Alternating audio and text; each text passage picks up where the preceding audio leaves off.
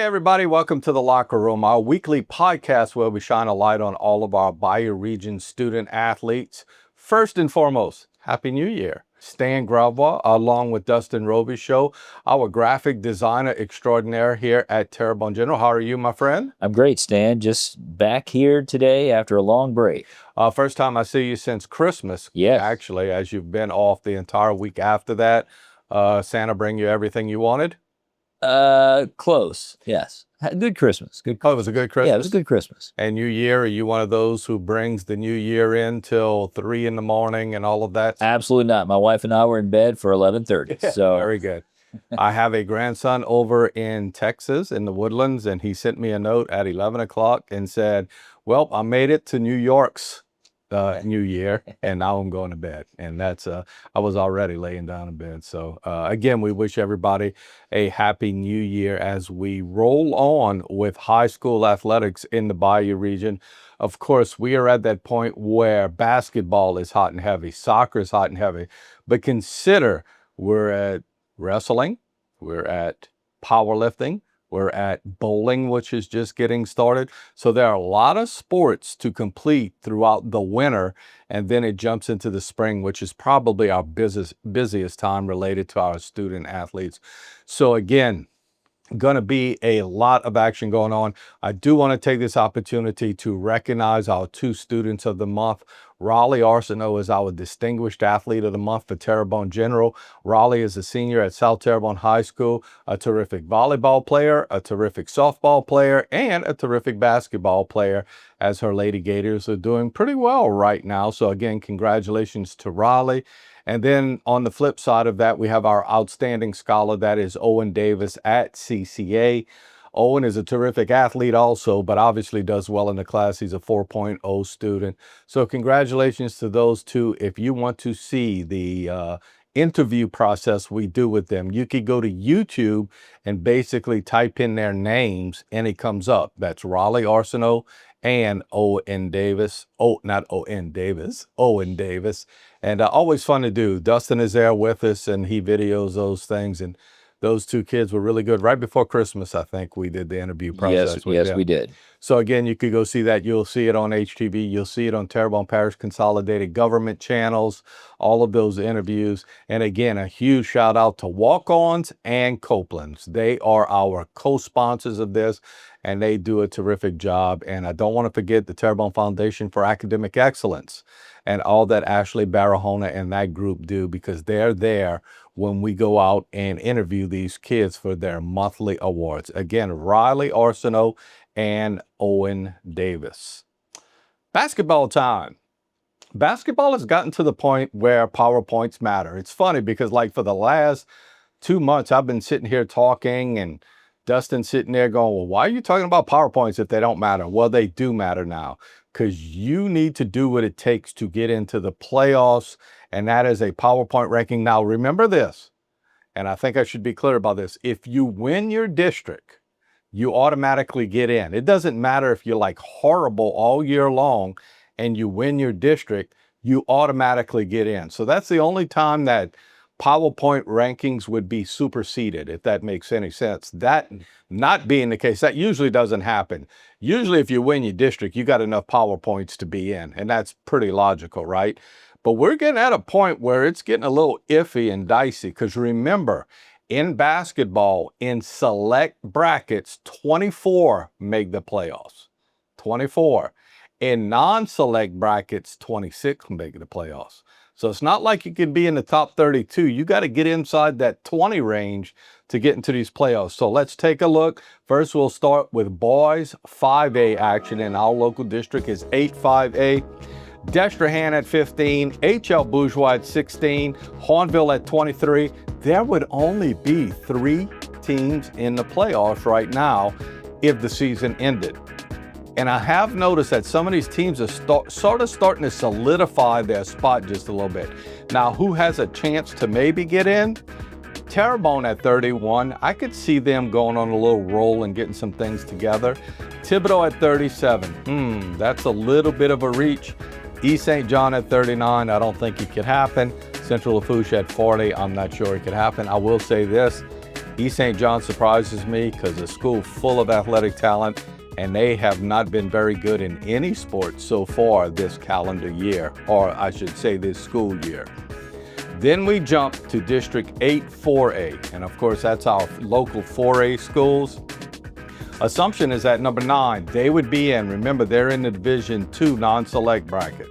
Ellender is at number 14. Although they do have a losing record, 14 is pretty good. You're pretty solid at 14. South Lafourche is at number 17, but remember, they play in a Division 1 non-select bracket. But I think they will be in no matter what. E.D. White is at number 18 and Vanderbilt at number 23 in the Division 2 select bracket. Remember, you have to be in the top 24. So Vanderbilt's playing with fire just a little bit at 23. E.D. White, 18, not bad. Both of those teams wouldn't be playing at home at this point. I think both of those teams are going to move up, though. I think with the remaining schedule they have, they'll both move up some. Lutcher is at number 24 in Division 2 non-select, so they would be in right now. And then Morgan City and South Terrebonne on the outside. South Terrebonne has been plummeting. They had 3 wins at the very beginning of this year, and now they basically have 9 losses in a row. And at 34, it's going to be tough for them to get in. Let's move on to District 7 2A. Again, we're talking about boys basketball. West St. Mary's the number 1 team in Division 4 non-select, so they'll be in. Catholic of New Iberia, the number 7 team in Division 3 select, they'll be in. Franklin is 1-9, 1 win on the year, and they're sitting at number 14 in Division 4. That must mean they're playing a heck of a schedule with a lot of higher classification schools. Homer Christian has only played 4 games this year. I mean, look at some of these other schools. Some of these other schools have played almost 20 games, and Homer Christian has played 4. They're at number 28 in Division 3 Select. They would not be in if the season ended today. And Delcom and Laurelville are sort of on the outside looking in. Finally, we go to District 7 1A in boys action. Central Catholic's having a good year. They're 11-2, and they played some really good competition. They're sitting at number 4 in Division 4 Select.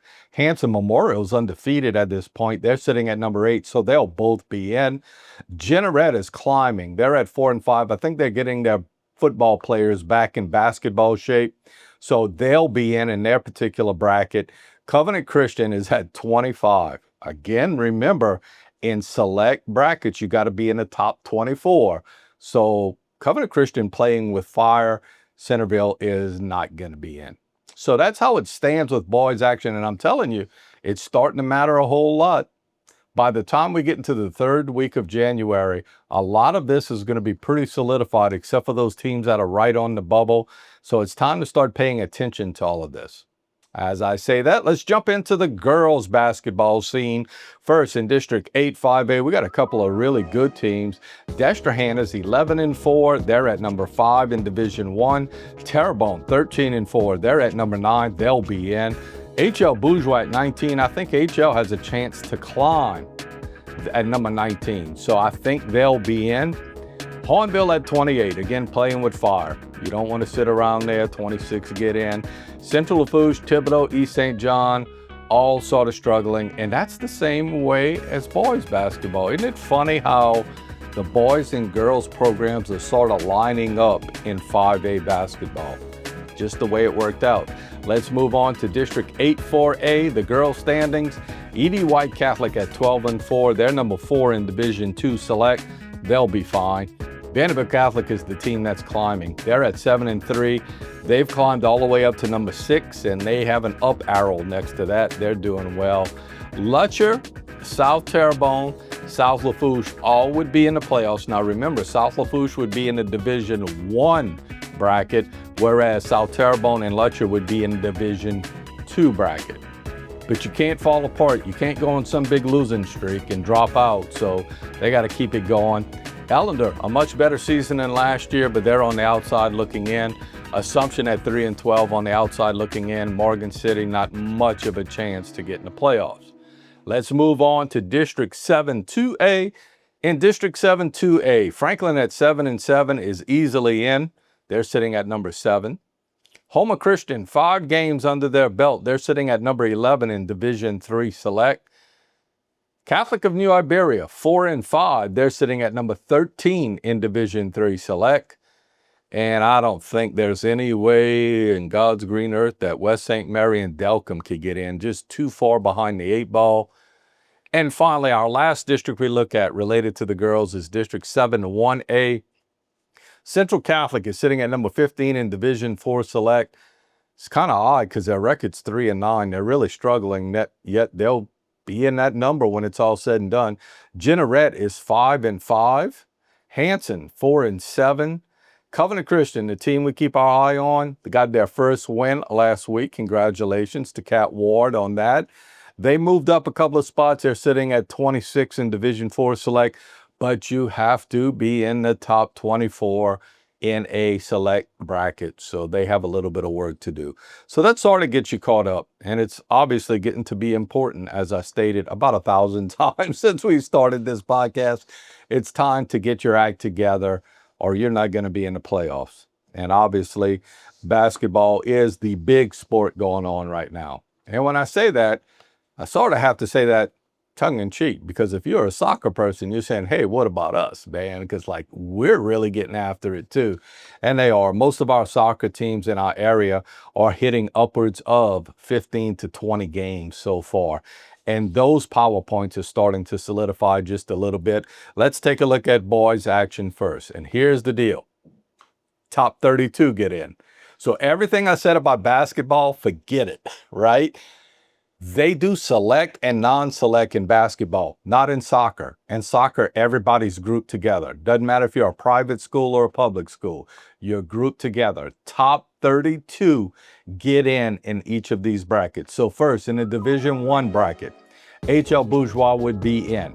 They're 6-1-8. And if you're saying 6-1-8, what does that mean? It means they've tied 8 games this year.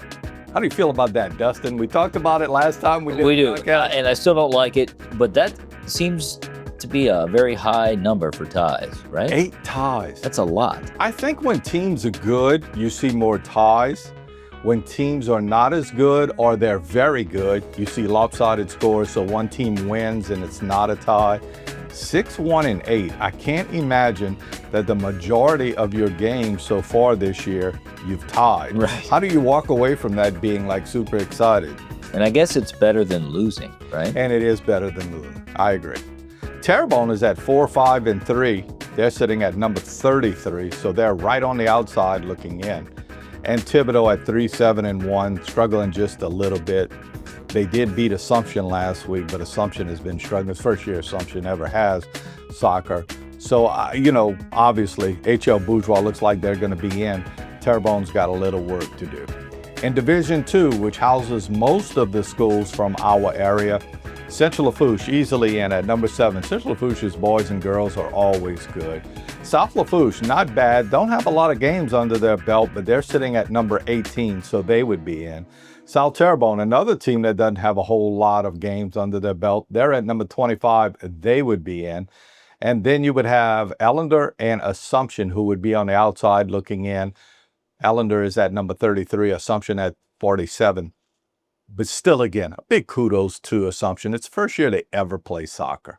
So they're trying to get it together. And they don't have a lot of feeder programs in the Assumption Parish area. So making a little headway along the way. They're learning what this is all about. Good for them. In Division III, we have probably our 2 schools that play the most soccer, or the biggest tradition, I should say. Vanderbilt Catholic boys are number 3 in the power rankings. E.D. White is number 7. So they'll both be in. And you know what? Morgan City's not bad either. Morgan City's at 14. They've been dropping just a little bit, but they're still 7-3-1 on the year. So look for Morgan City to be in that number when it's all said and done. Finally, we go to Division IV. In Division IV, CCA is number 18. Houma Christian is number 27. CCA, I think, is going to be safely in. Houma Christian, watch out at number 27. You don't want to drop too much because you drop out of that top 32. Let's switch gears a little bit. Let's go to girls soccer action in the area. First, we start with Division I. And again, all of our schools sort of line up similarly. meaning the boys and the girls both play in the same brackets. That's not always been the case.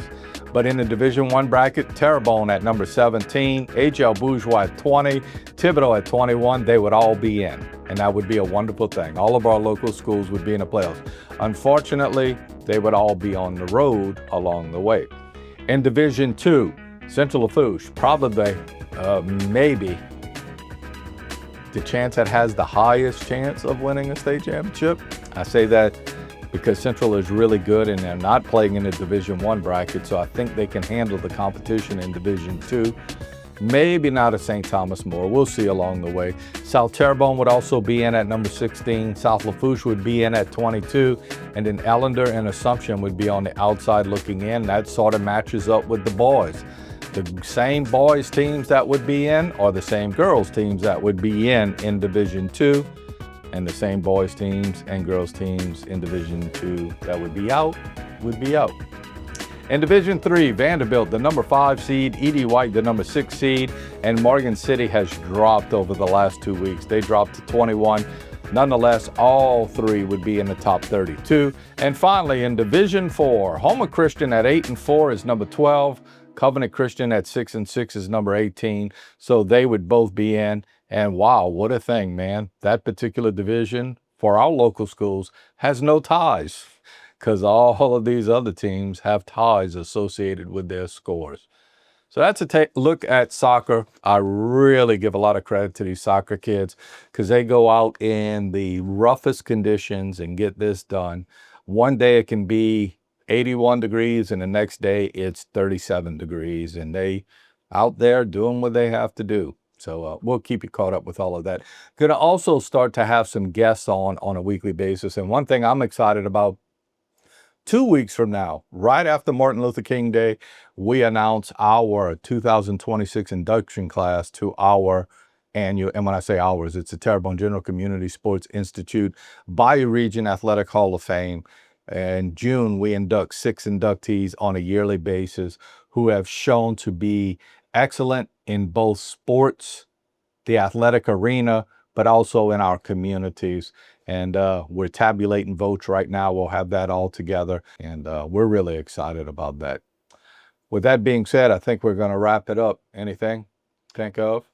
I'll give you another holiday, Stan. It's 12th night today. Oh, I forgot about our Monday. Yeah, it's 12th night. So this is the day you're supposed to officially be able to take down your Christmas attire. Which did you my wife and I took our decorations down yesterday because we figured we were having to come back to work today. So yeah, that's the thing. I think most people did it probably either Saturday or Sunday of this past week because it was the opportunity to do it. I will say this, the schools are all back in. Yes. So you don't have the help maybe of some of the kids around the house. Exactly. We did leave the wreath up. So maybe I say that counts. We did too. That's actually kind of parallels what we did. We took everything down and we left the wreath on the front door. So no telling how long that is going to be up. Listen, a little bit of a kudos to a place we used to work. South Terrebonne is back in their main building. And it should really be a momentous day, right? Because Hurricane Ida was so devastating to everything. So now when you pass on Highway 24 in front of South Terrebonne High School, they're no longer in those portables. Those portables are now abandoned. Vacant. They're vacant as the teachers and the students actually get today, Monday, off. Now the rest of the parish is in school, but they're doing a transition where they're doing virtual school with them today. Okay. Don't know exactly what that means, but they're getting them acclimated and they're working out a system. So my understanding is in the next couple of months, you're going to see them start to haul those portables away. And for any of you folks who have the question, so what's happening at Ellender? I really don't know. Ellender, except for the fact that Ellender is building a new school there and they hadn't started that process. And that's probably not the right way to word it. They're getting plans together and such. Right. Then the demolition of the old buildings is done. Complete. As a matter of fact, if you wanted a nice soccer field, where Ellender used to be is beautiful. I mean, the ground was leveled and everything. But those kids who are going to Ellender, it's going to be quite a few years before they're actually in a school building setting. They're going to stay in those portables, which are not bad. but they're not ultimately what you would want. So we'll see. No gyms, no true cafeterias, no auditorium. So we'll see how that all goes. Nonetheless, again, glad to get you caught up. Glad we're in the new year. Next week, we'll start to get a few guests on and talk to those people. Hope you have a terrific week, everybody. We'll be back next Monday. Talk to you later.